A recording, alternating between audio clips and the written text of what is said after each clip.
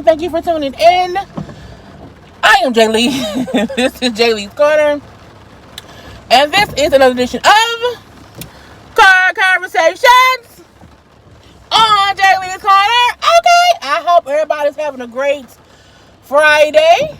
Okay, it is Friday. It is Friday. For folks who work, regular, Monday to Friday job, it's the weekend for us.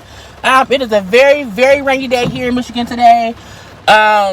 Honey, but floods and hurricanes is happening all over the world. So I'm saying I hope everybody's being safe from hurricanes and tropical storms and just rainstorms or whatever's going on in your city or town and stuff.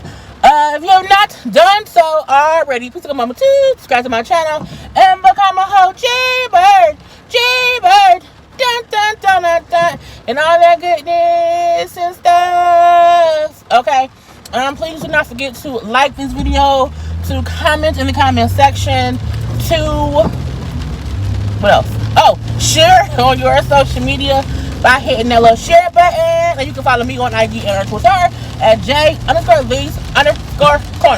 I hope this records well. I told y'all the mount now, you're making all kind of weird noises. Let's hope my phone don't overheat. It should not, because it's not as hot today as it was yesterday when I was driving and recording and my phone overheated and cut off in the middle of me talking. But today, as y'all see from the title, it's a little, corner conversation gospel check. A little bit. Because I have been trying to do these couple of stories. I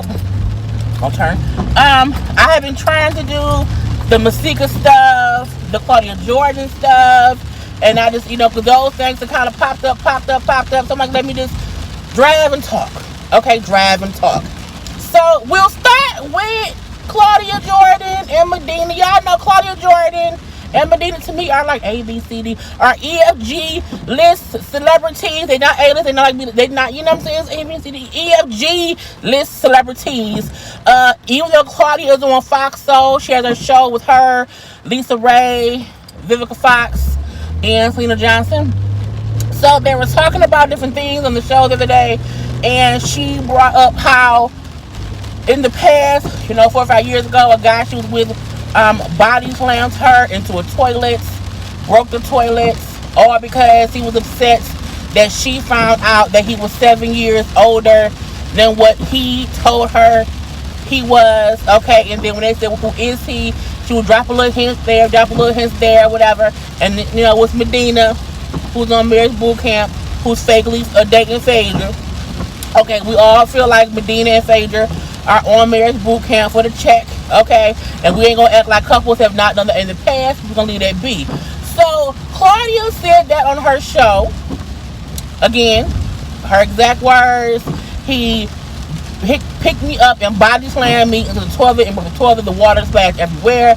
All because I had his phone, because I had found out that he was lying about his age. We were living together at the time and all these things. Now, it turns out Medina is a liar. And I guess he's not really that successful and stuff. And he's always lying about stuff and lying about this and about that. I don't know that man, so I'm going to leave that be.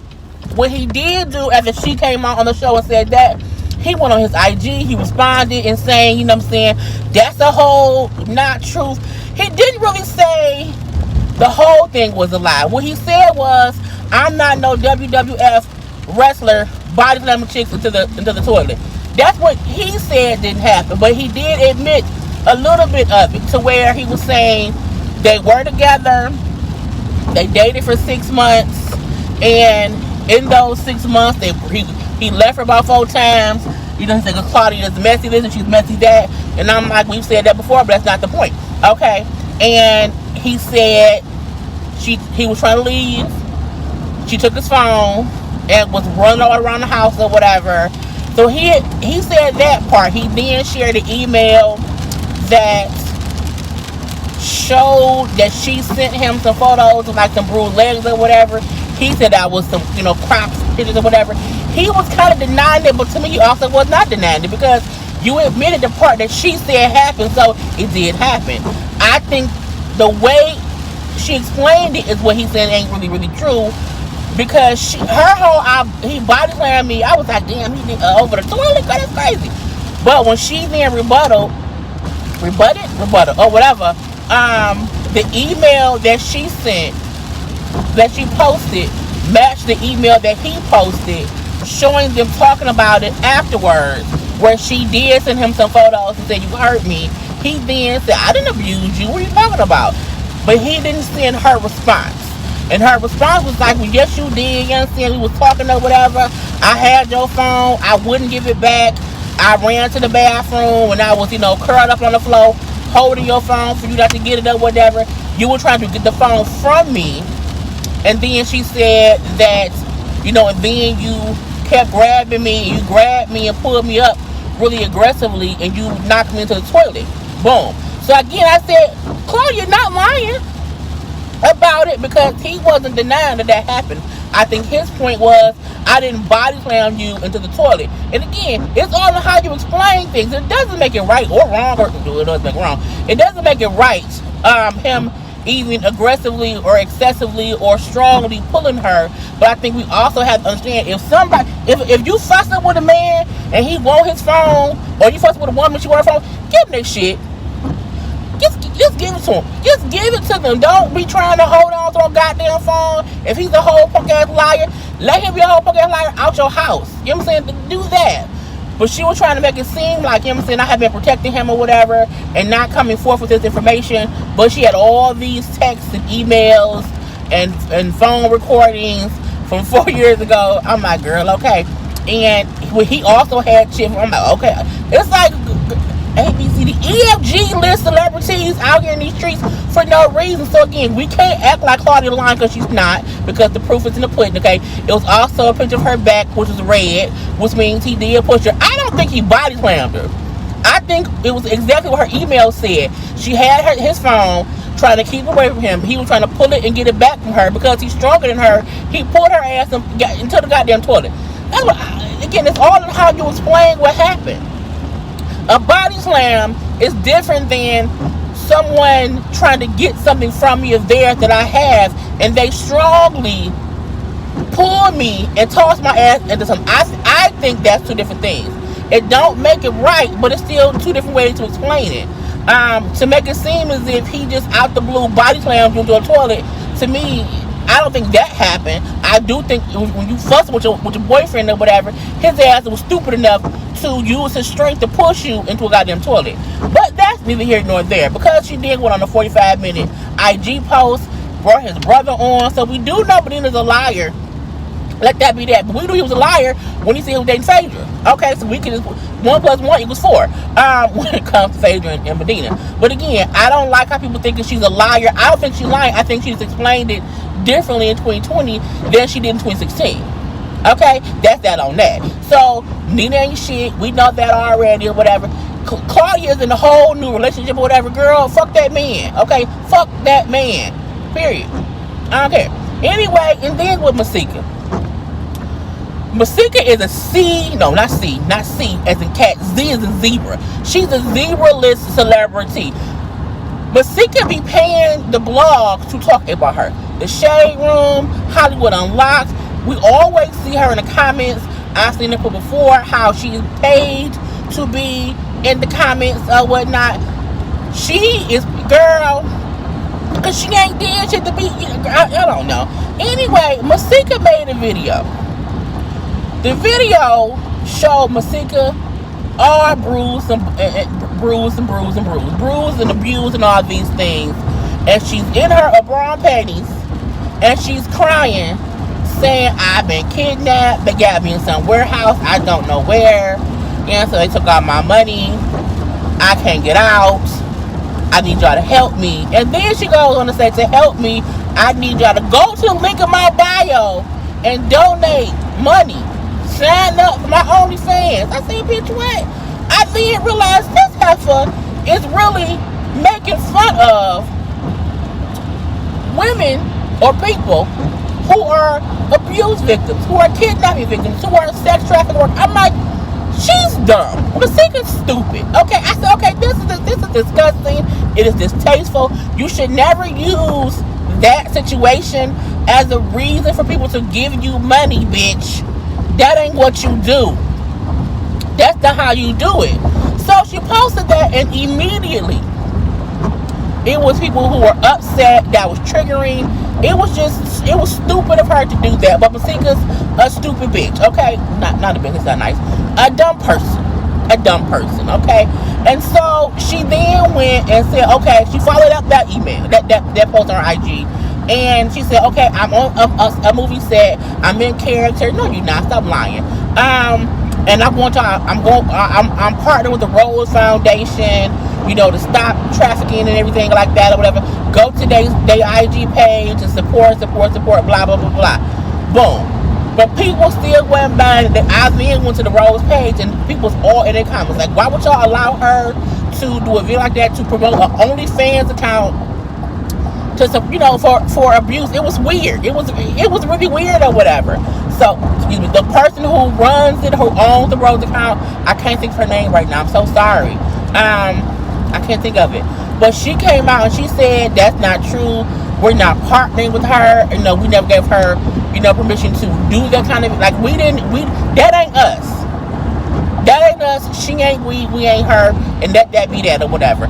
Masika then posted some letter on a white piece of paper showing that she was some board member of this organization, and they had partnered with her to have her promote, to bring awareness to or whatever. I think the issue was Masika was so stupid, she didn't get the lady and the organization was saying they didn't have anything to do with that based on the video she did.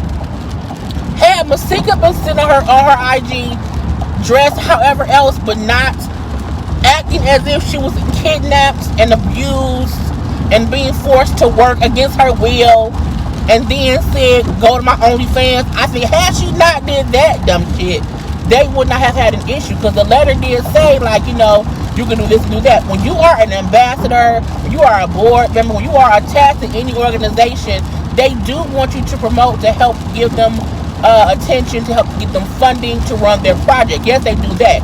No one ever says do what Masika did, which was down low and dirty and ugly and triggering to people who have been through this, who are still going through this.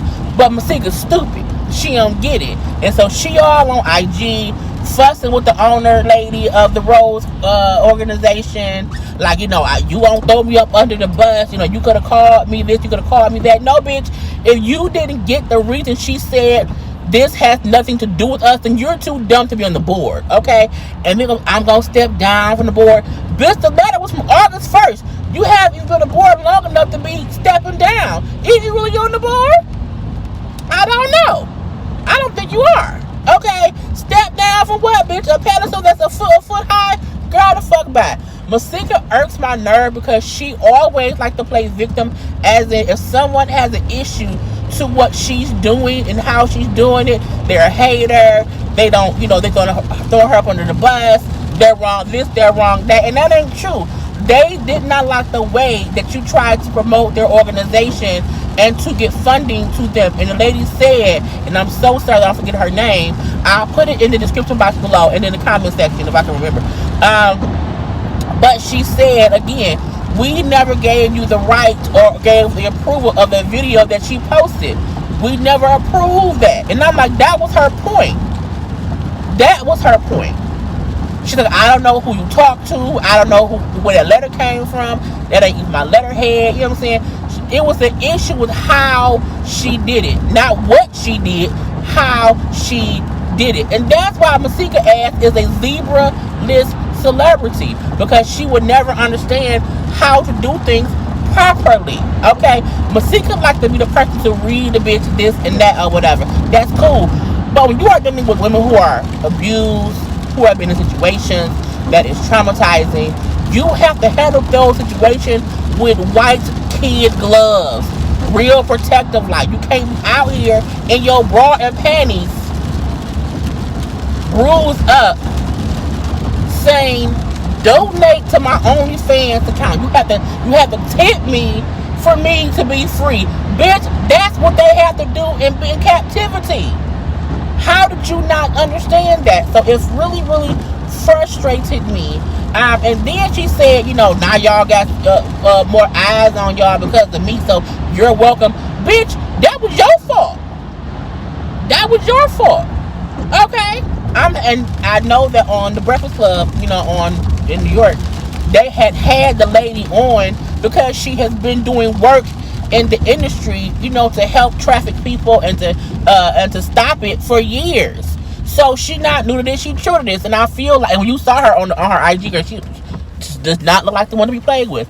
But people have to understand, it's not what you do, it's always how you do it. And Masika, in my opinion, is the last person who I would want representing anything positive, because she's a negative person. She's a negative person. It don't mean that she's 100% a bad person, but she's not a good person either. Okay, she gets on my damn nerves, and that's that on that. And I think that's all I have, because I can't remember what else I was going to talk about. I'll try to do a car conversation on the way home about something else, because when I be at home trying to do gossip chats, trying to find all the pictures together, get the lighting right or whatever, it be team too much, and that's sometimes why I don't even do them as often, because of the work it takes to piece one together. But that's also why I came up with car conversations, was to not have to put all that pressure on myself. Oh, Verzuz, which will be on Monday. Y'all know I'm always live after every Verzuz, you know what I'm saying, right after it goes off on my YouTube. Brandy and Monica is Monday. I cannot wait. I am the age of Monica and Brandy era. Okay, when I was breeze with their music and everything. I can say I love both artists. They both have an amazing catalog. I think Brandy and Monica fans are course separate, but I think anybody who can't admit Brandy and Monica are evenly matched musically. Musically, they are evenly matched. Let's make that clear. The reason people see Brandy as a bigger star is because Brandy she branched out of music. She was able to do movies, TV shows, and all that. So that's why people think, people act like Brandy. I'm like, Brandy was a star in different realms outside of music, where Monica kind of stuck to music. But Brandy and Monica's album history, their hits and all that stuff, is kind of evenly matched. One of them may have one more than the other in different areas, but they both been praised by Whitney Houston. You know what I'm saying? They both have just musically been the same. Me personally, I prefer Brandy more, because I've listened to more Brandy albums than Monica. I've listened to all of Monica's hit songs, yes. But like putting on an album, I think the only album of Monica's I listen to or I can do all the time is her first one, Mustang album. And that's just about it. Okay, but I've always liked the songs she's released as singles, because I'm a Monica fan too. But for Brandy, from her first album all the way through, I've been a fan. Maybe two of her, I know that Human Nature album, I was like, no. But Aphrodisiac, Full Moon, what's called 1121, the numbered one. I can't think what the name of it is. I like all of those. The last one, the B7 one, no, I didn't like that one. But I liked more of Brandy's full-fledged albums than I have Monica's. But I think neither of them are going to win over the other one. I think it's going to be even, because they both have amazing songs. So I can't wait for the Verzuz. I think the fans and the stands are going to be the ones who make it petty. I think the comments from them will be what makes it petty, because they don't get, if you love Monica, you're a Monica fan, or you love Brandy, you're a Brandy fan, you don't have to fuss with the other one. They both great. You know what I'm saying? Let them be great. And that's it. Okay, so I'm almost at work on this rainy Friday, and I want everyone to have a great Friday and stuff. I'll have reviews. I gotta do ready for a site. I have to do ready boot camp. I don't know if I'm gonna do Marion Mills anymore. We shall see. But talk to y'all later.